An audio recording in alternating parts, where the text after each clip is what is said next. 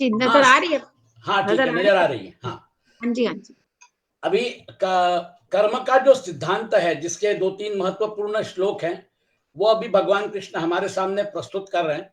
क्योंकि हमें कर्म तो करना है, जब हम संसार में आए हैं, और ये शरीर जो है ये कर्माशय है। यहाँ पे आप देखिए, शरीर की पूरी संरचना जो है, ब्रेन, लिवर, किडनी, हार्ट, हाथ, पैर, हमारा पूरा का पूरा शरीर एक कर्माशय है। लेकिन ये कर्माशय जो है, ये हमको दिया गया है, मतलब कर्म करने के लिए। ये हम इसको अपना मान के इसका रख रखाव, इसका ख्याल रखते हैं, इसको तंदुरुस्त बनाए रखते हैं, इसको रोग से दूर रखने की कोशिश करते हैं। ये सारी चीजें होने दीजिए, लेकिन ये शरीर कर्माशय आपको कर्म करने के लिए दिए। तो पहला एनालिसिस ये है कि हम यहाँ पर क्यों हैं इस संसार में, कर्म करने के लिए। और शरीर जो है, ये इतना परफेक्ट इंस्ट्रूमेंट हमको दिया है ताकि हम कर्म कर सकें। कर्म करने के लिए जितना जरूरी है, उतना पूरा साजो सामान आपके इस शरीर में विद्यमान है। इसलिए जब बच्चा पैदा होता है, तो हम उसको उन अंगों को, उसके जो शरीर के अंग हैं, उसका उपयोग करना सिखाते हैं, चलना सिखाते हैं, किसी चीज को पकड़ना सिखाते हैं, बोलना सिखाते हैं। ये सारे के सारा जो हमारा जो प्रयोग होता है, जिंदगी के पहले 5 साल जो है, माता पिता संस्कार डाल के उस बच्चे को कार्यक्षम बनाते हैं, ताकि वो आगे कर्म करके अपना जीवन यापन कर सके। कुल मिला के अगर अब देखा जाए, तो ये पूरा कर्ममय जो हमारा संसार है, इसको पहले समझ लीजिए। अगर हमारा संसार कर्म में है और हमारा अस्तित्व कर्मजन्य है, तो हमारा अस्तित्व कर्मजन्य है और हम कर्म किए जा रहे हैं। ये पूरा का पूरा कर्म का जो डायमेंशन है, यही हमारे यहाँ पर अस्तित्व का मूल है। That is the reason for our existence. जब हम प्रश्न उठाते हैं कि मैं यहाँ पे क्यों हूं, पहली बात तो मैं कौन हूं और मैं यहाँ पे क्यों हूं। तो पहली बात, मैं कौन हूं? आप जो हो, इन सारे की सारी उपाधियों के, है ना, इन सारी की सारी उपाधियों के तथा कथित आप ओनर हो। तथा कथित आपको ये प्रोवाइड किया गया और आपको एक भ्रम में डाला गया है कि ये आपके हैं। और इसमें मतलब क्या कहना चाहिए, कोई उसको ऑब्जेक्शन लेने वाली कोई चीज ही नहीं है ना। मेरा शरीर मेरा है, ये सिद्ध करने की क्या जरूरत है? मेरा अस्तित्व जो है, इसको सिद्ध करने की क्या जरूरत है? भाई अस्तित्व है तभी तो कर्म हो रहे हैं। तो ये सारी चीजें जो प्रिजम्पशन में आती हैं, आपको ये सारी चीजें दे के और बहुत सुंदर एक भूलभुलैया में आपको डाल दिया है, मैं कर्म कर रहा हूं, उसका फल मुझे मिलना चाहिए। और ये फल जो है, ये फल प्राप्त करने के लिए मैं इधर आता रहूंगा, जाता रहूंगा, जन्म लूंगा, फिर जाऊंगा, फिर वापस आऊंगा, फिर आऊंगा। ऐसा वो जो एक बंधन का जो चक्र है, वो चक्र में हम बन जाते हैं। तो पहली गलती क्या हो गई, हमको जो दिया है उसको हमने अपना मान लिया। आपको क्यों दिया है? क्योंकि आपसे एक विहित कर्म करवाने। आपसे अगर विहित कर्म करवाने, तो आपको जिस समय आपका जन्म होगा, आपके जो माता पिता मिलेंगे, जो आपका परिवार होगा, ये सारी की सारी चीजें जो है, ये पूरा का पूरा जो बिछा के रखा हुआ चेस बोर्ड है ना, उसमें आप प्यादे के रूप में आपको यूज किया जा रहा है। और आप वो कर्म करते हैं, और फिर उसके बाद वो कर्म जो है, वो कर्म वो पिक्चर के साथ चला जाता है। वो आपका शरीर जो है, वो शरीर यहीं रह जाता है। कुल मिला के ये पूरा का पूरा कर्म का गणित जो है, इसको भगवान कृष्ण आगे के 3-4 श्लोकों में बड़े सुंदर ढंग से समझा रहे हैं। इनको समझना बहुत जरूरी है। किम करमेति कवयोप्यत्र मोहितः तत्ते कर्म प्रवक्ष्यामि यज्ञात्वा मोक्षसे शुभात्। कर्म किम, कर्म क्या है, अकर्म किम, अकर्म क्या है, इति अत्र कवयः अपि मोहितः। इस प्रकार इस विषय में विद्वान भी मोहित हो जाते हैं। विद्वान ऐसे वैसे लोग नहीं, बहुत पढ़े लिखे लोग, बहुत शास्त्रों का अध्ययन किए हुए लोग भी मोहित हो जाते हैं। अत्र कवय अपि मोहिता, भगवान कृष्ण स्वीकार करते हैं। तत्कर्म ते प्रवक्ष्यामि, वह कर्म तत्व मैं तुझे भली भांति कहूंगा। यद ज्ञात्वा अशुभात मोक्ष से, जिसको जानकर तू अशुभ संस्कार बंधन से, मतलब आपको ये जो कर्ममय संसार जो है, ये आपको जो चिपक गया है ना, उससे तुम अलग हो जाओगे। जिसको जानकर तू अशुभ संसार के बंधन से मुक्त हो जाएगा। तो हमको कर्म करना है, लेकिन कर्म में बद्ध ना होकर मुक्त होना है। ये कला जो है, ये कला कई कई हजारों लाखों लोगों में कुछ लोगों को हस्तगत होती है। कर्म करना तो है, लेकिन कर्म से बद्ध नहीं होना है, कर्म से मुक्त होना है। नॉर्मल परिस्थिति क्या है? कर्म करते हुए कर्म से बद्ध होना, ये स्वाभाविक परिस्थिति है। This is the natural flow. लेकिन यहाँ पे आपको उस फ्लो के अगेंस्ट, उस गति के अगेंस्ट आपका प्रवास करना है। इसलिए भगवान कृष्ण हमारे सामने एक बहुत कठिन प्रेमाइस रख रहे हैं, लेकिन वो आपको एक्सप्लेन नहीं कर रहे कि आपका पेपर कठिन है, लेकिन मैं तुम्हारा पेपर आसान किए देता हूं। इसलिए भगवान कृष्ण ने हमको जो इनपुट्स दिए हैं, किम कर्म, साधारणतः मनुष्य शरीर और इंद्रियों की क्रियाओं को ही कर्म मान लेते हैं, तथा शरीर और इंद्रियों की क्रियाएं बंद होने से होने को अकर्म मान लेते हैं। परंतु भगवान ने शरीर, वाणी और मन के द्वारा होने वाली मात्र सभी क्रियाओं को कर्म कहा है। शरीर वांग मनोभिर्यत कर्म प्रारभते नरः। आप जागृत अवस्था में भी कर्म कर रहे हैं, आप जब सो जाते हैं तो भी आपके द्वारा कर्म होते हैं, और आप जागृत, स्वप्न और सुषुप्ति में, ये जो कर्ममय जो संसार है, ये जो कर्ममय जो सृष्टि है, इसी में विद्यमान रहते हैं। सुषुप्ति में आते आते आपको एक चॉइस मिल जाता है कि भैया उस तरफ जाना है या इस तरफ वापस आना है, और हम उस तरफ छलांग नहीं लगाते, आनंदमय कोश का अनुभव लेते हैं, लेकिन कोश रूप में, लिमिटेड आनंद के रूप में। लेकिन हम अनलिमिटेड आनंद में, क्योंकि परमात्मा का स्वरूप क्या है? सत चित आनंद। लेकिन हम लिमिटेड आनंद को ही अनुभव करते हैं, और फिर उसके बाद वापस इस संसार में लौट के और हमारा ये सब चक्र में फंसे रहते हैं।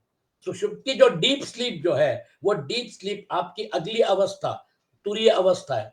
उस तुरीय अवस्था की अनुभूति करने के लिए आपको थोड़ा रिस्क लेना पड़ता है। रिस्क इसलिए कि आपको वहां पर जाने के बाद आपको ऐसा महसूस होगा कि आपके अलावा कुछ भी नहीं है, ये बाकी सारा जो मल्टीप्लिसिटी है ये कहाँ चली गई। इसलिए वो जो मल्टीप्लिसिटी है, वो मल्टीप्लिसिटी आभास था, अध्यास था। वो मल्टीप्लिसिटी जो है, हम सभी उपाधियों को लेकर कर्म कर रहे हैं, तो ये उपाधि जन्य ये संसार जो है, और उपाधियां जो हैं ये प्रकृति की देन है, ये अपरा प्रकृति की देन है, अहंकार तक इसका अस्तित्व है। इसलिए ये जो है, ये आभास जो है, ये अध्यास जो है, ये गायब हो जाता है, और आपको तुरीय अवस्था में वो जो ओम जो है, उसका वो जो बिंदु है, वो बिंदु जो अनंत है, क्योंकि अब आपने तीनों शरीरों के बाहर आपका जो अस्तित्व है, वहां पर अनंत था, अनंत है और अनंत रहेगा। आप निकल के तो देखिए ना तीन शरीरों से बाहर।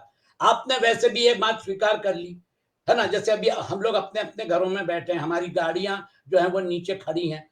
हम ये जानते हैं कि जब हमको बाहर जाना होगा तो हम गाड़ी की चाबी लेंगे, गाड़ी स्टार्ट करेंगे, सारा व्यवहार करेंगे बाहर का, और फिर वापस आएंगे, गाड़ी पार्किंग में लगा देंगे।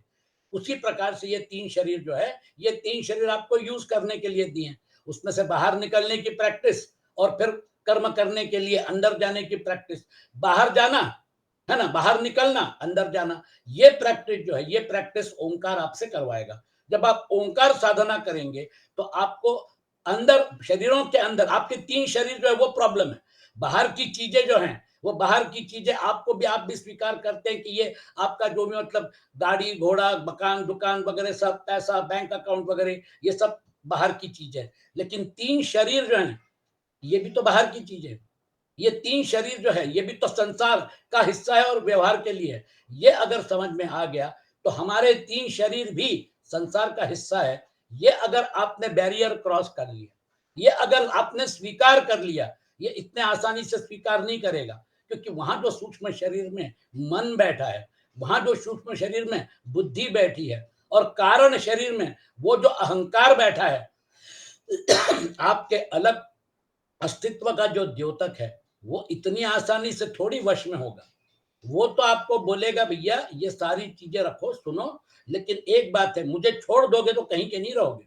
एक बात याद रखो, मुझे पकड़ के रखोगे तो तुम्हारा अलग अस्तित्व बना रहेगा। देखो कितना सुंदर तुम्हारा अस्तित्व है ना। आज तुमको कितने लोग तुम्हारी इज्जत करते हैं, आज तुमको प्रतिष्ठा है, आज तुम्हारे पास पैसा है, तुम्हारे पास क्या नहीं है, मैंने तुमको क्या नहीं दिया है, यहाँ पे सारा वैभव मैंने तुमको दिया है। देखो मेरे को छोड़ने की बात मत करो, मेरे साथ लगे रहो। वहां पे दिक्कत आती है, क्योंकि ये तीन शरीरों में सूक्ष्म शरीर जो है वो छूट जाता है, लेकिन उसकी जो वासना है वापस आना है, वो कहाँ स्थूल शरीर में है, वो तो सूक्ष्म शरीर के साथ निकल गई। और वो वासना जो है, वो वासना आपको वापस लौटाने का इंतजाम कर रही है। क्योंकि जब आखिरी क्षण आता है जीवन का, उस समय जो भाव जो है वो प्रिडोमिनेंट हो जाता है, वो भाव आपकी आगे की गति तय करता है। इसलिए बड़ा कॉम्प्लिकेटेड इक्वेशन है। शरीर वांग मनोभिर्यत कर्म प्रारभते नरः, यहाँ पे सारे डायमेंशन जो है वो कवर हो गए, है ना। और फिर उसके बाद भगवान बताते हैं, यदि कर्ता में फलेच्छा, ममता और आसक्ति नहीं है, तो उसके द्वारा किए गए कर्म अकर्म हो जाते हैं, अर्थात फल में बांधने वाले नहीं होते। आपको वो जो तीन शरीर अपने मानकर जो आसक्ति हो गई थी, वो आसक्ति वहां से शुरू होती है। प्रॉब्लम तीन शरीरों का है, जहां से आपकी आसक्ति, ममता, फलेच्छा, वहां आपका मतलब क्या कहना चाहिए, वो सोर्स है उसका। इसलिए स्वाभाविक क्या है, उसमें आप 100 लोगों को पूछिए, 100 में से 99 क्या, 100 में से 100 लोग बोलेंगे कैसी बात कर रहे हैं जोशी जी, ये सारी चीजें मेरी हैं, तभी तो मेरा अस्तित्व है, तभी तो मैं हूं, तभी तो मेरा व्यवहार चल रहा है। और आप बोल रहे हैं कि ये नाम रूप जो है, ये नाम रूप मेरा नहीं है।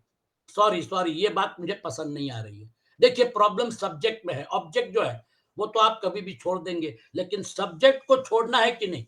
अगर सब्जेक्ट भी आपसे अलग है, वो भी कर्म करने के लिए दिए हुए इंस्ट्रूमेंट्स हैं, इसलिए हम क्या बोलते हैं, बाह्यकरण अंतःकरण।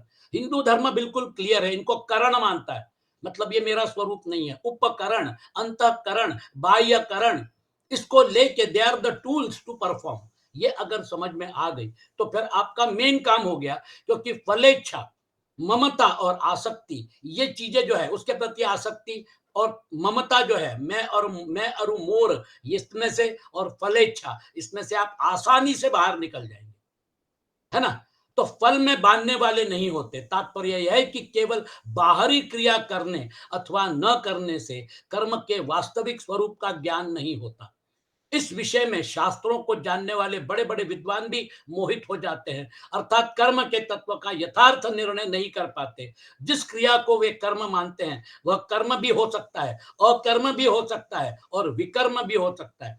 कारण कि कर्ता के भाव के अनुसार कर्म का स्वरूप बदल जाता है। इसलिए भगवान मानो यह कहते हैं कि वास्तविक कर्म क्या है, वह क्यों बांधता है, कैसे बांधता है, इसके लिए इस तरह मुक्त हो सकता, और इससे कैसे मुक्त हो सकता है, इन सब का मैं विवेचन करूंगा, जिसको जानकर उस रीति से कर्म करने पर वे बांधने वाले न हो सकेंगे। यदि मनुष्य में ममता, आसक्ति और फलेच्छा है, तो कर्म न करते हुए भी वास्तव में कर्म ही हो रहा है, अर्थात कर्मों से लिप्तता है। परंतु यदि ममता, आसक्ति और फलेच्छा नहीं है, तो कर्म करते हुए भी कर्म नहीं हो रहा है, अर्थात कर्मों से निर्लिप्तता है। तात्पर्य यह है कि यदि कर्ता निर्लिप्त है, तो कर्म करना अथवा न करना दोनों ही अकर्म है, और यदि कर्ता लिप्त है, तो कर्म करना अथवा न करना दोनों ही कर्म है और बांधने वाले। आप मुझे बताइए, पिक्चर जो है वो पिक्चर आपके सामने चल रही है, आप पिक्चर में पूरी तरह से इन्वॉल्व है ना।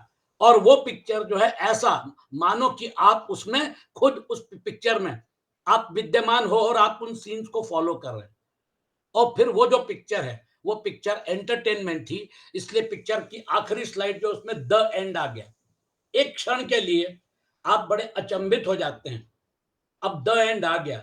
उधर एग्जिट का जो बोर्ड है, एग्जिट का जो दरवाजा है, वहां पे वो जो लाल जो मतलब क्या कहना चाहिए इंडिकेशन आता है एग्जिट, वो इंडिकेशन आना शुरू हो गया कि भैया अब आप तैयार हो जाओ, अब आपको बाहर निकलना है हॉल से, क्योंकि अभी अगला शो शुरू होने वाला है। और वो कुर्सी जो है, वो कुर्सी आपको खाली करनी है ना। अब अगला शो शुरू होने वाला है, आपको कुर्सी खाली करनी है ना। और आपने बहुत पिक्चर एंजॉय कर ली, बहुत सुंदर पिक्चर थी, और आपको अभी कुर्सी छोड़नी है ना। हमारे एक जमाने में कैसा रहता था, लोग हमको आके बोलते थे, उस समय वही क्रेज था ना, पिक्चर एक वही एक एंटरटेनमेंट था। लोग बोले, जोशी साहब आज मैंने 3 बार शोले देखी, सुबह से लेकर 4 बजे तक मैं 3 शो देखा। जाते थे, वापस आते थे, फिर टिकट निकालते थे। मैंने कहा 3 बार देख के क्या मिला, अरे साहब क्या पिक्चर थी, है ना। वो तो ऐसे ऐसे मतलब यूं समझ ले 3 बार देखा तो भी जी नहीं भरा है, और मतलब क्या कहना चाहिए, कई बार देखूंगा। अरे वापस आए और फिर बाहर टिकट काट के और फिर वापस अंदर चले गए, वो कुर्सी खाली करनी पड़ती है।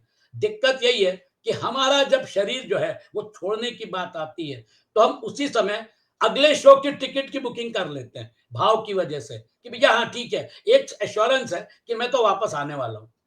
दिक्कत क्या है, आपको छोड़ने के लिए चांस मिला था, आप वापस जाके फिर बाहर जाके टिकट काउंटर पे टिकट काट के क्यों अंदर आ गए? इसका मतलब आपको इस संसार से बाहर नहीं निकलना है, क्योंकि आपको फिर 3 शरीर, 2 शरीर तो है आपके पास कारण और सूक्ष्म, आपको तीसरा शरीर दिया जाएगा, जो माँ के लिए कष्टप्रद होगा, आपके लिए भी होगा, माँ के लिए ज़्यादा होगा, है ना? अब वो जो है उसके बाद जन्म होगा, जन्म के बाद फिर जीवन, उसमें सुख-दुःख और फिर उसके बाद जीवन फिर एग्ज़िट। ये जो चक्र है, पुनरपि जननम पुनरपि मरणम, पुनरपि जननी जठरे शयनम, यह संसारे खलु दुस्तारे, कृपया पारे पाहि मुरारे। कब तक ये करते रहना है? ये अगर बात अगर क्लैरिटी है और इन 3 शरीरों के साथ उतना मोह ना हो, बाहर की चीज़ों के साथ आज है कल नहीं रहेगा। आपका बहुत अच्छा दोस्त है, वो दोस्त जो है अभी तक आप साथ में रहते थे, बहुत सुंदर, आपका मतलब क्या कहना चाहिए अंडरस्टैंडिंग था। अचानक उसके मन में किसी ने भर दिया, आपके बारे में बुरी चीज़ें भर दी और वो आपसे पलट गया, वो आपसे दूर होना शुरू हो गया, वो आपको अपमानित करने लग गया और आपको पता चल गया कि अब उसको आपकी ज़रूरत नहीं है। आपको बड़ा बुरा लगा कि वो मेरे से ऐसा व्यवहार क्यों कर रहा है, ठीक है? आप भी दूर हो जाते हो, दिल में जो भी मतलब क्या कहना चाहिए आपको बुरा लगा, वो आपका जो दुःख है, वो दुःख आप छिपाते हो, है ना? वो अपने रास्ते निकल जाता है, आप अपने रास्ते निकल जाते हो। ज़िंदगी के रास्ते सबके साथ में थोड़ी चलते हैं। कोई व्यक्ति किसी किसी मोड़ तक चलती है, बाद में कोई दूसरी व्यक्ति आती है, ये व्यक्ति गायब हो जाती है। दिक्कत यही है ना, आप संसार के किसी भी प्रवास में देखिए, किसी भी मुकाम पर देखिए, नए लोग जुड़ते हैं, पुराने लोग निकल जाते हैं। वो जो निकलने वाले हैं, उनके उनके कारण उनको मालूम है, जो नए आने वाले हैं, उनके कारण उनको मालूम है। सफर तो यही है ना जिंदगी का। तो कुल मिला के अगर आप देखेंगे तो ये जीवन के सफर में इस प्रकार की घटनाएं होती रहती हैं। ऑब्जेक्ट जो है वो ऑब्जेक्ट को छोड़ना और पकड़ना आपके लिए और हमारे लिए इतना कठिन नहीं। हम एडजस्ट कर लेते हैं और वो एडजस्टमेंट जो है, वो एडजस्टमेंट कभी-कभी बड़ी गंभीर परिस्थिति से करना पड़ता है। बच्चे छोटे हैं, अभी मतलब क्या कहना चाहिए, 2 बेटे हैं, 2 बेटी हैं और अचानक 40 साल की, 45 साल की उम्र में पिताजी गुजर जाते हैं हार्ट अटैक आके, है ना? अब पूरा परिवार जो है, वो अपने आप को रीएडजस्ट करता है, क्योंकि कमाने वाला जो है, वो अब नहीं है। करता है ना परिवार एडजस्टमेंट, बहुत सारे एडजस्टमेंट करने पड़ते हैं। तो बाहर के लोग भी जो मदद करना चाहते हैं वो करते हैं और वो परिवार जो है वो फिर से खड़ा हो जाता है, क्योंकि बच्चों की पढ़ाई चल रही है। हम जिन चीजों को प्रिज्यूम करके चलते हैं वो चीजें वैसी अगर नहीं हुई तो फिर एडजस्टमेंट करना पड़ता है। ये सारे एडजस्टमेंट हम कर लेते हैं। एडजस्टमेंट जो है वो एडजस्टमेंट बाहर की चीजों के साथ करना ये हमको समझ में आ जाता है, लेकिन हमारे अंदर के जो एडजस्टमेंट है वो हम ही को करने पड़ेंगे, क्योंकि इसके लिए कोई स्कूल नहीं है, कोई कॉलेज नहीं है। ये जो हमारा मतलब सत्संग है, ये सत्संग ही हमारा स्कूल है। इसलिए सत्संग जो है इसका महत्व रखिए, क्योंकि ये चीजें जो है ये चीजें और कहाँ पढ़ेंगे आप।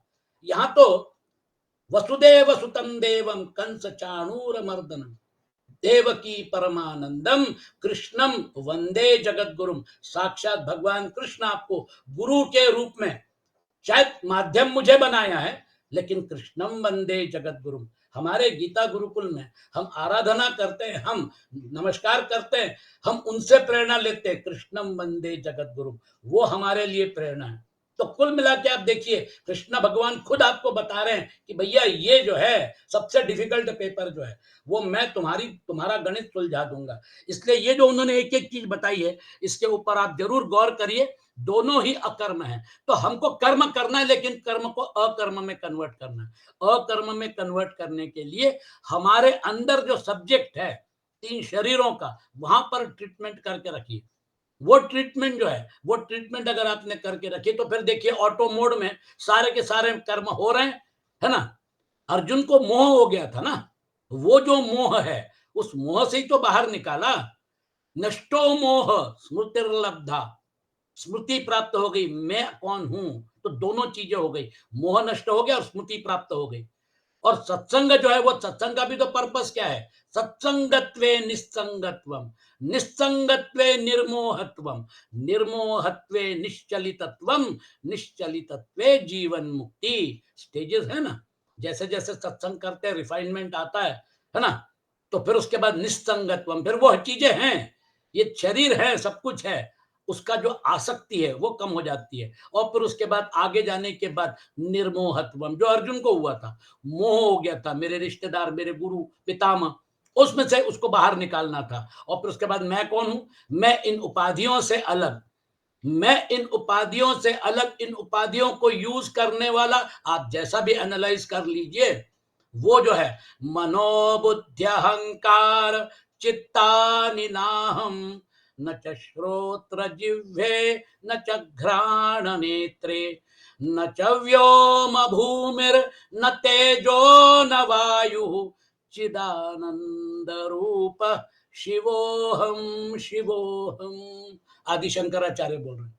ये जो आत्माष्टकम है, ये 8 श्लोक जो है, चिदानंद रूप शिवोहम शिवोहम, वो जो आपका जो स्वरूप है, स्वरूप, वो जो आपका मूल अस्तित्व है, उसकी अनुभूति कब प्राप्त करेंगे? उसकी अनुभूति जो है वो अहंकार होने ही नहीं देता, क्योंकि जैसा मैंने बताया, अहंकार, वो अहंकार का जो कार है, वो आपको उपाधियों के डायमेंशन में घुमा रहा है। जब आप कार को माइनस कर देते हैं तो जो बचता है अहम, अहम, वो जो ध्वनि है, वो जो बेस फ्रीक्वेंसी है, वो बेस फ्रीक्वेंसी आपका अस्तित्व था, है और रहेगा। उसको पकड़ना अगर है तो अहंकार का लाउड स्पीकर, अहंकार का डेक जरा कम कर दीजिए और फिर उसके बाद इंजॉय करिए, क्योंकि वो ध्वनि जो है, वो ध्वनि आपके अस्तित्व की ध्वनि है। वो अहम, वो जो ध्वनि है, अहम ब्रह्म अस्मि तत्वमसि, वो अहम जो है, वो अहम बुरा नहीं है, क्योंकि वो अस्तित्व को दर्शाता है, जिसका कोई नाश नहीं कर सकता। अविनाशी तु तद्विद्धि येन सर्वम इदम ततम, विनाशम अव्ययास्य न कश्चित कर्तुम अर्हति। दूसरे अध्याय का 17वां श्लोक। और 16वें में क्या बोलते हैं? नासतो विद्यते भावो ना भावो विद्यते सतः, उभयोरपि दृष्टोंत त्वनयो तत्वदर्शी भी। जब उस लेवल पे चले जाते हैं तो भगवान कृष्ण बोलते हैं, अर्जुन, असत की तो सत्ता ही नहीं, नासतो विद्यते भावो, असत का भाव ही नहीं है और सत का अभाव नहीं है, तो सत की सत्ता हमेशा है, असत की सत्ता है ही नहीं। ये उपाधियों का सारा डायमेंशन, ये असत का डायमेंशन है और इसकी सत्ता नहीं है। सत्ता किसकी थी? सत्ता जो थी वो सत की थी, लेकिन वो सत्य, आप सत जो है उसको आपसे छुपा दिया गया है। अध्यास, अहंकार जो है, वो अहंकार, उसके ऊपर अपना जो प्रोजेक्शन है माया का, तो माया का प्रोजेक्शन जो है उसमें आपका तमोगुण आवरण, रजोगुण विक्षेप और खेल चालू। कुल मिला के आप जब एनालाइज करेंगे तो पता चलेगा, इसमें से बाहर निकलने के लिए ऑब्जेक्ट के ऊपर ट्रीटमेंट नहीं है, सब्जेक्ट के ऊपर है। अब आगे बढ़ते हैं। किम किम कर्मेति, भगवान ने कर्म के 2 भेद बताए, कर्म और अकर्म। कर्म से जीव बनता है और अकर्म से दूसरों के लिए, मतलब संसार का कर्म संसार को समर्पित करने से मुक्त हो जाता है। कर्मों का त्याग करना अकर्म नहीं है, नोट कर लीजिए। अर्जुन कर्म का त्याग करना चाहता था, अर्जुन युद्ध नहीं करना चाहता था। अगर युद्ध नहीं करूंगा तो मुझे पाप नहीं लगेगा, और अगर पाप लगेगा तो फिर मुझे वापस, मतलब यानी नरक योनि में जाना पड़ेगा, बुरी योनियों में जाना पड़ेगा। इसलिए मैं युद्ध से भाग रहा हूं, गांडीव रख दिया। कर्म न करना ये उसका सोल्यूशन नहीं है। इसलिए कई लोग क्या बोलते हैं, सन्यास ले लो, कर्म के चक्र से ही छूट जाएंगे। सन्यास लेके और कर्म के चक्र से कहां छूटे आप? क्योंकि आपने अकर्म में कर्म को कन्वर्ट नहीं किया। वहां जाने के बाद हो सकता है आपको कोई सिद्धि प्राप्त हो गई हिमालय में जाके, और फिर सिद्धि प्राप्त हो गई तो लोगों को पता चला, आप वो जो बड़ा साधु है वो साधु बन के और किसी कुंभ मेले में आए और फिर लोग उनको पकड़ लिए और फिर उसके बाद बड़ा आश्रम खोले ऋषिकेश के आगे, और फिर उसके बाद बहुत बड़े, मतलब क्या कहना चाहिए, महात्मा हो गए। और तो अहंकार तो बढ़ते चला गया, कम कहाँ हुआ, बल्कि और बढ़ गया। देखिए वो ट्रिगर जो है, अहंकार एक ऐसी चिंगारी है जिसको अगर आपने थोड़ा सा भी उसका एक अंश भी रहा ना, तो वो घास फूस में आग लगा सकती है। इसलिए चिंगारी को बुझाना पड़ता है। कई बार लोग क्या करते हैं, सिगरेट पीते हैं और सिगरेट पीने के लिए थोड़ा दूर जाते हैं और सिगरेट जो है वो पीने के बाद 2 कश ले लिए, 3 कश, आखिर के कश लेते हैं और वहीं पे डाल देते हैं, है ना? अब वो जो जहां पे उन्होंने सिगरेट डाली थी, वहां पे जो कूड़ा करकट कचरा था, वो सूखा कचरा है और वो आग पकड़ लेता है और उसके बाद आग लग जाती है। ये तो सिगरेट का कश लेके डाल के अलग हो गया, लेकिन वो जो है आग फैलती है और उसमें दुकान मकान नुकसान हो जाते हैं। वो एक एक छोटा सा ट्रिगर जो है वो भी सफिशिएंट है। वो उन चीज़ों को, वो ज्वलनशील जो चीज़ें हैं, क्योंकि उसमें हो सकता है कागज़ होंगे, उसमें मतलब जो अपने मैकेनिक वगैरह होते हैं, उनके कपड़े होंगे, जिसमें डीज़ल लगा रहता है, पेट्रोल लगा रहता है। बस ज्वलनशील पदार्थ मिल गया, वो आग भड़क जाती है और फिर फायर ब्रिगेड की भाग-दौड़ शुरू हो जाती है। एक चिंगारी सफिशिएंट है, एक छोटा-सा तिनक तिनक मतलब वहाँ से अगर जलना शुरू हो गया, इसलिए क्या है ना, मैंने बुझा दिया, मैंने कर्म, अरे बाबा लेकिन वहाँ जो कर्म किए, वो इतनी बड़ी आग लग गई कि फिर उसको बुझाना मुश्किल हो गया। कुल मिला के आप देखिए, अकर्म जो है वो यहीं पे संसार में रहते हुए आपको सिर्फ कन्वर्ट करना है। कन्वर्ट करने के लिए आपको फॉर्मूला बता रहे हैं भगवान कृष्ण। वो जो है कर्मों का त्याग करना अकर्म नहीं है। भगवान ने मोह पूर्वक किए गए कर्मों के त्याग को तामस बताया है। और राजस त्याग जो है उसमें क्या होता है, कष्ट के भय से किए गए कर्मों के त्याग को राजस बताया। लेकिन सात्विक त्याग जो है वो भी तो उन्होंने बताया है। तामस और राजस त्याग में कर्मों का स्वरूप से त्याग होने पर भी कर्मों से संबंध विच्छेद नहीं होता। कर्मों में फलेच्छा और आसक्ति का त्याग सात्विक त्याग है। तो 18वें अध्याय में जो बताया उसकी उसकी यहाँ पे उसका बेस यहाँ पे तैयार कर रहे हैं कि कर्म करो लेकिन आसक्ति और फलेच्छा मत रखो, क्योंकि कर्म बांधता नहीं है। कर्म इतना खराब नहीं है। वो जो है, वो कर्म जो है वो तुम्हारा कर्म में संसार है, इसलिए तुमको कर्म करने ही पड़ेंगे। नहीं कश्चित क्षणमपि जातु तिष्ठति अकर्म कृत। तो आपको कर्म से भागना नहीं है, कर्म करने की कला सिखा रहे हैं भगवान कृष्ण। सात्विक त्याग में स्वरूप से कर्म करना भी वास्तव में अकर्म है, क्योंकि सात्विक त्याग में कर्मों से संबंध विच्छेद हो जाता है और कर्म करते हुए भी उससे निर्लिप्त रहना वास्तव में अकर्म है। तो मेरे ये शरीर मुझे दिए गए हैं कर्म करने के लिए। कर्म का डायमेंशन जो है वो कर्म के डायमेंशन में कर्म जमा होते जा रहे हैं और वो डायमेंशन जो है वो मेरा स्वरूप नहीं है। वो डायमेंशन जो है, वो जो उपाधियों का जो डायमेंशन है, मैं बियॉन्ड उपाधि हूं, है ना? वो जो है चिदानंद रूप शिवोहम शिवोहम, ये अगर रियलाइजेशन है तो अर्जुन युद्ध रूप कर्म न करने को कल्याणकारक समझते हैं। इसलिए भगवान मानो यह कहते हैं कि युद्ध रूप कर्म का त्याग करने मात्र से तेरी अकर्म अवस्था बंधन से मुक्ति नहीं होगी। आपको तो दूसरे अध्याय में क्लियर कट बताए, प्रत्युत युद्ध करते हुए भी तू अकर्म अवस्था को प्राप्त कर सकता है। और फिर उसको वहां पर भी उन्होंने इनिशिएट किया है। अतः अकर्म क्या है, इस तत्व को तू समझ।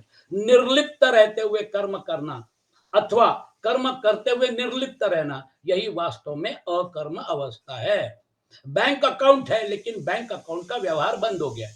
बैंक अकाउंट जो है वो बैंक क्या करेगी, उसको उसको डॉर्मेंट घोषित कर देगी और फिर उसके बाद वो अकाउंट जो है वहां पे विड्रॉल भी नहीं हो सकता, वहां पे पैसे भी जमा नहीं हो सकते। वो अकाउंट अभी डॉर्मेंट हो गया, केवाईसी करो, उसको रिवाइव करो।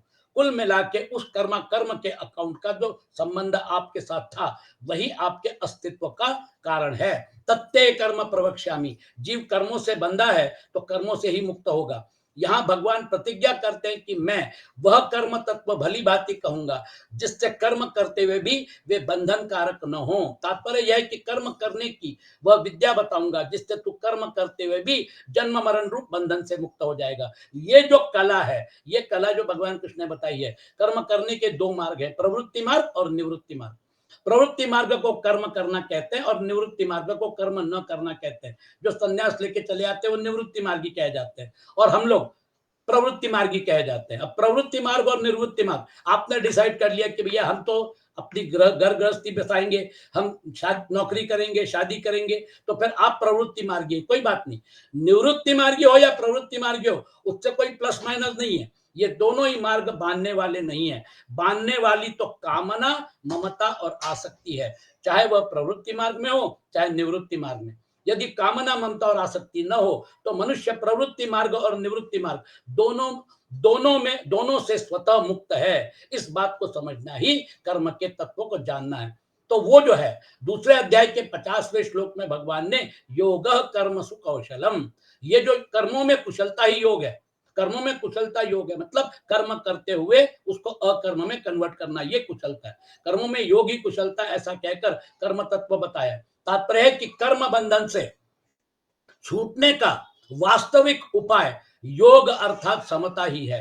परंतु अर्जुन इस तत्व को पकड़ नहीं सके, इसलिए भगवान इस तत्व को पुनः समझाने के लिए कोशिश करते हैं। तो आपको जो पॉइंट हमने बताया है उसके ऊपर गौर करिए। हमारे पास शरीर, इंद्रियां, मन, बुद्धि आदि जितने भी वस्तुएं हैं, ये सब मिली हुई है और आपसे बिछोड़ने वाली है। They are tools to perform.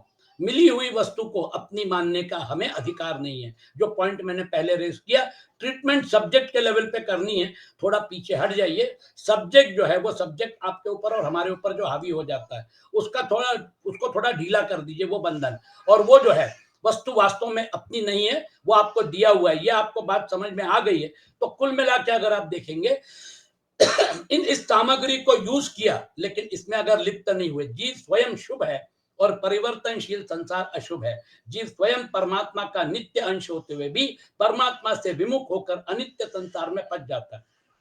आप अंश भी इसलिए हो जाते हैं क्योंकि आपने इन छोटे से सब्जेक्ट को अपना मान लिया है। वास्तव में अंश और अंशी, ये जो कल्पना है कि मैं परमात्मा का अंश हूं, आप परमात्मा ही थे, क्योंकि आपने अपने आप को लिमिट कर लिया, इसलिए तथाकथित आप अंश रूप में दिख रहे हैं। वो जो अंश रूप में दिख रहे हैं उसका कारण यह है कि सूर्य जो है या चंद्रमा जो है वो ऊपर चमक रहा है, और नदी जो है वो नदी में उसका जो प्रतिबिंब है, पानी हिल रहा है और उस प्रतिबिंब को भी हिलते हुए मैं देख रहा हूं।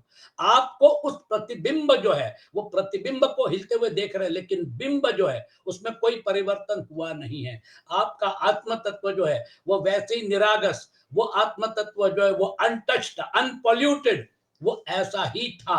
आपका ये जो भ्रम था कि इन चीजों के साथ रहकर मैं सुखी रहूंगा, दुखी रहूंगा, तो ये आपको एक बार नहीं, दो बार नहीं, दसों बार नहीं, अनेकों जन्म लेने के बावजूद भी अगर समझ में नहीं आया है, तो ये जो है ये आपका ये जो प्रवास है तथाकथित, जब रिजेक्शन हो जाएगा इस पूरे प्रवास का, तो फिर जो आदि शंकराचार्य ने बोला, ब्रह्म सत्यम जगन मिथ्या जीवो ब्रह्मैव नापरः। ब्रह्म सत्य है, जगत मिथ्या है और जीव और ब्रह्म एक ही है। एक ही आत्म तत्व जीव रूप में और परमात्मा रूप में इस संसार में खेल रहा है। एक ही आत्म तत्व अगर खेल रहा है तो आपकी पर्सनैलिटी के दो हिस्से हैं। ये वाला हिस्सा जो है जिसमें हम लोग व्यवहार कर रहे हैं, ये हिस्सा जो है ये लिमिटेड डायमेंशन है। 1 रुपए का, 2 रुपए का, 10 रुपए का, 5 रुपए का, 20 रुपए का कॉइन लिमिटेड डायमेंशन है। लेकिन उसके पीछे जो राजमुद्रा है वो कहाँ लिमिटेड है, वो तो अनलिमिटेड है। लेकिन वो राजमुद्रा क्योंकि कॉइन के साथ साथ जा रही है, इसलिए मुझे और आपको भ्रम हो गया है कि देखो मेरे जेब में जो कॉइन था वो अभी दूसरे के जेब में चला गया, इसका मतलब वहां पे गति है, इसका मतलब वहां पे मोशन है। कैसी बात कर रहे हैं आप जोशी जी? वो राजमुद्रा जो है वो राजमुद्रा द्योतक है उस अहम, उस सत्ता की। वो तथाकथित जो भ्रमण दिख रहा है, शरीर के साथ जोड़ना और बिछोड़ना दिख रहा है, ये सारा का सारा खेल जो है, ये सारा का सारा खेल जब आप उस लेवल पे चले जाएंगे, उस लेवल पे परमार्थ के अल्टीमेट लेवल पे चले जाएंगे, उस लेवल पे आपको ये मत महसूस होगा जो आदि शंकराचार्य बोले, ब्रह्म सत्यम जगन मिथ्या जीवो ब्रह्मैव नापरा। जीव और ब्रह्म एक ही है। जैसे कॉइन जो है वो एक ही है, कॉइन की दो साइड जो है वो काम कर रही है। अगर अगर राजमुद्रा ना हो तो कॉइन नहीं चलेगा, अगर डिनोमिनेशन ना हो तो व्यवहार नहीं होगा। 1 रुपया 2 रुपया कैसे गिनेंगे, कैसे? इसलिए व्यवहार भी जरूरी है और आपका अस्तित्व भी जरूरी है। इसलिए योग माया ने बड़े सुंदर ढंग से उसको इस प्रकार से मॉडिफाई करके और हमको इस जंजाल में फंसा दिया कि हमको दूसरी साइड दिखती नहीं। वो दूसरी साइड की तरफ पलटने के लिए हमको बीज मंत्र दिए जाते हैं। वो बीज मंत्र जो है, जो शिव के भक्त होते हैं, ओम नमः शिवाय, ये बीज मंत्र है। आप बैठ के शिव जी के मंदिर में बड़े अच्छे सुंदर ढंग से अगर आप बोलते हैं तो उसके रिवर्बरेशन सुनाई देंगे। ओम नमः शिवाय, ओम नमः शिवाय, ओम नमः शिवाय। मंदिर में बैठ के आप शांति से बोलिए। बीज मंत्र जो है हर एक अपने यहाँ पे, मतलब क्या कहना चाहिए, बीज मंत्रों को लेकर जो साधना की जाती है वो साधना आपको अल्टीमेटली अंततोगत्वा वहां तक पहुंचा देती है। गायत्री मंत्र है, सबसे सिद्ध और सबसे आसान ओंकार है ना? तो आप देखिए बीज मंत्रों का उपयोग करके अगली वो जो दूसरी साइड है, जो आपकी अनंत की साइड थी, जिसके ऊपर भी आपका उतना ही अधिकार था जितना अधिकार आप सब्जेक्ट के ऊपर बल्कि सब्जेक्ट के ऊपर आपका जो अधिकार है वो रिलेटिविस्टिक था, टाइम टेम्पोररी था, लेकिन वो जो अधिकार है वो तो आपका अस्तित्व है, वो अधिकार ही आपका मूल स्वरूप था। इसलिए यज्ञात्वा मोक्ष से शुभात, जीव स्वयं शुभ है और परिवर्तनशील संसार अशुभ। जीव स्वयं परमात्मा का नित्य अंश होते हुए भी परमात्मा से विमुख होकर अनित्य संसार में फंस गया है। विमुख नहीं हुआ है, एक भ्रम में है, आभास, अध्यास। भगवान कहते हैं कि मैं उस कर्म तत्व का वर्णन करूंगा जिसे जानकर कर्म करने से तू अशुभ से अर्थात जन्म मरण रूप संसार के बंधन से मुक्त हो जाएगा। तो जन्म जो है वो तो हो गया। अब जन्म होते हुए आपको आगे बढ़ना है। अगला श्लोक जो है वो अगले श्लोक का इनिशिएट कर देता हूं क्योंकि शायद 9:45 बज रहे हैं, अभी बेल बजेगी। कर्मणो यपि बोद्धव्यम बोद्धव्यम च विकर्मणः अकर्मणश्च बोद्धव्यम गहना कर्मणो गति। भगवान कृष्ण खुद ही बता रहे हैं भैया कर्म की गति बहुत गहन है, इसको समझना अच्छे अच्छे लोगों के बस की बात नहीं है। कर्मणः अपि बोद्धव्यम, कर्मों का तत्व भी जानना चाहिए। जो अकर्मणः बोद्धव्यम, अकर्म का तत्व भी जानना चाहिए। च विकर्मणः बोद्धव्यम, और विकर्म का तत्व भी जानना चाहिए। ही कर्मणः गति ही गहना, क्योंकि कर्मों की गति गहन है, अर्थात समझ में बड़ी कठिनता से आती है। कर्म जो है ना, अब तो वो कर्म करते हुए कर्म का तत्व समझना है। देखिए भगवान कृष्ण ने दूसरे अध्याय, तीसरा अध्याय, चौथा अध्याय, 5वें अध्याय तक और इस अध्याय में ज्ञान को भी उसके साथ जोड़ दिया। भगवान कृष्ण को मालूम था कि ये पूरा का पूरा युद्ध जो है, ये युद्ध करने के लिए अर्जुन को अगर खड़ा करना है तो उसको कर्म की गति समझानी पड़ेगी। तो ये जो है कर्मणो यपि बोद्धव्यम, है ना, बोद्धव्यम च विकर्मणा, वो जो है तो आपको अकर्मणश्च बोद्धव्यम गहना कर्मणो गति, कर्म करते हुए निर्लिप्त रहना ही कर्म के तत्व को जानना है, जिसका वर्णन आगे 18वें श्लोक में कर्मणि अकर्म यः पश्येत। तो ये जो है फिर भगवान कृष्ण उसी को थोड़ा और एलैबोरेट कर रहे हैं। और कर्म के स्वरूप आपको अब समझ में आ गया कि कर्म जो है वो फलेच्छा, ममता और आसक्ति अगर ना रही तो कर्म चल रहा है ऑटो मोड में, वो अपने आप अकर्म हो जाता है। और वो परमात्मा को समर्पित करने से तो फिर प्रश्न ही नहीं उठता, अकाउंट में जमा ही नहीं हो रहा है ना, जैसे आपने परमात्मा को समर्पित कर दिया। इसलिए भगवान कृष्ण बताते हैं ना, यत् करोषि यजस्नासि यज्जुहोषि ददासि यत् तपस्यसि कौन्तेय तत्कुरुष्व मदर्पणम। दो चीजें हैं, कर्म किया उसकी ओनरशिप छोड़ दिया, कर्म किया परमात्मा को समर्पित कर दिया। आइदर वे जो भी आपको पसंद आए उस रास्ते से जाते हैं तो आपका जो अकाउंट है कर्माशय वो डॉर्मेंट हो जाएगा। और फिर आगे आपको हिंट देने वाले भगवान कृष्ण, ज्ञानाग्नि सर्व कर्माणि भस्मसात कुरुते अर्जुन, जो भी संचित कर्म बचा हुआ है वो जब ज्ञान की अग्नि जल जाती है तो वो जो अज्ञान जनित जो आपका कर्माशय है वो भी जल जाता है उसके साथ। और फिर आपका अलग अस्तित्व, तथा कथित अलग अस्तित्व जो है वो समाप्त हो जाता है। तो कारण शरीर तक ट्रीटमेंट जो है वो आपको शुरू करनी है, ये भगवान कृष्ण यहाँ पे बता रहे हैं। और वो जो है अकर्मणश्च बोद्धव्यम, निर्लिप्त रहते हुए कर्म करना ही अकर्म के तत्व को जानना है, जिसका वर्णन आगे बताएंगे। अकर्मणि च कर्मया, तो बोद्धव्यम, तो विकर्म जो है जो नहीं करना चाहिए, कामना से कर्म होते हैं, विकर्म से, तो कामना से जो कर्म होते हैं वहां पे जब कामना की अति हो जाती है तो फिर उसके बाद वो बुरे कर्मों में मतलब पाप कर्म में चले जाते हैं। रावण के पास रानियों की कमी नहीं थी, मंदोदरी भी बहुत सुंदर थी, लेकिन मंथरा ने जो अपना, मंथरा नहीं, शूर्पणखा ने जो चाबी मारी, क्योंकि उसकी नाक कान कटने के बाद वो क्रोधित हो गई और बदला लेना चाहती थी। जब खरदूषण और त्रिशूल मारे गए 15,000 राक्षसों के साथ, तो वो रावण के पास गई और रावण को उसने बोला, रावण तुमको लग रहा है कि वो जो दंडकारण्य है वहां पे तुम्हारा वास है, तुम्हारे 15,000 राक्षस मारे गए और वो जो है पूरा का पूरा वहां पर राम और लक्ष्मण जो है उन्होंने वहां पर डेरा जमा के रखा है पंचवटी नासिक के पास। और उसकी पत्नी जो है सीता बहुत सुंदर है ना। ये जो उन्होंने मेरा मतलब नाक और कान काटा है इसका बदला मैं चाहती हूँ, तुम लोग मेरे भाई हो। और उसने चाबी मारी, बोली एक काम करो, वो सीता से शादी करके दिखाओ, उसका हरण करो, उससे शादी करके दिखाओ। शूर्पणखा को बदला लेना था, वो बदला जो है वो बदला लेने के लिए उसने इस प्रकार की चाल खेली। और रावण देखिए, उसको वो जो दुर्बुद्धि हुई और मंथरा को अपना शूर्पणखा को उसने बोला ठीक है, और वो मारीच को लेकर जाता है और फिर उसके बाद सीता जी का हरण करता है और उसकी वजह से उसकी जान भी चली जाती है।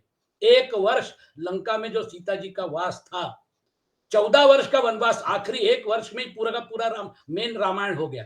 तो आप देखिए वो जो है, जब कामना बढ़ जाती है, ट्रिगर कुछ भी हो, तो फिर उसके बाद वो जो है वो आदमी का नाश कर सकती है, पाप कर्म। बोद्धव्यम च विकर्मणः।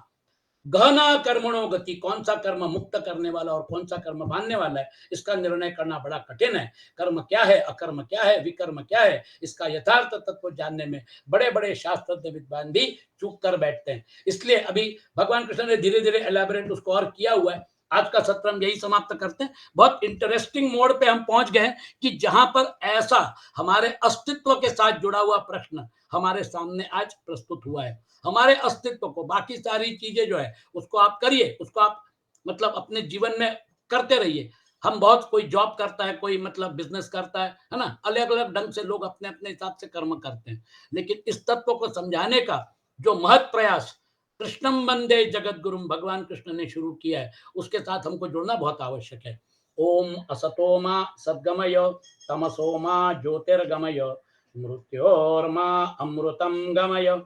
ओम शांति शांति शांति। ओ